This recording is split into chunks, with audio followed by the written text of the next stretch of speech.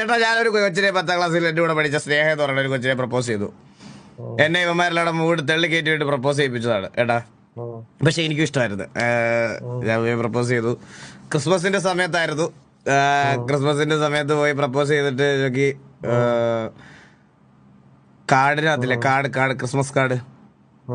Christmas കാർഡില് ഈ ഒരു I love you പോലും ഇല്ലാത്ത കാർഡ് നമ്മൾ ഈ കടയിൽ കയറി മറ്റേ തപ്പി പിടിക്കത്തില്ലേ?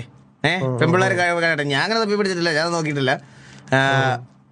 അവള് ഒരു ഐ ലവ് യുവിന്റെ ഒരു ലവിന്റെ ഒരു പടം പോലും ഇല്ലാത്ത ഒരു കാർഡ് കണ്ടുപിടിച്ചിട്ട് ചോക്കി എനിക്ക് അതിനകത്ത് happy Christmas my dear brother എന്ന് പറഞ്ഞ് എനിക്ക് കൊണ്ട് തന്നു.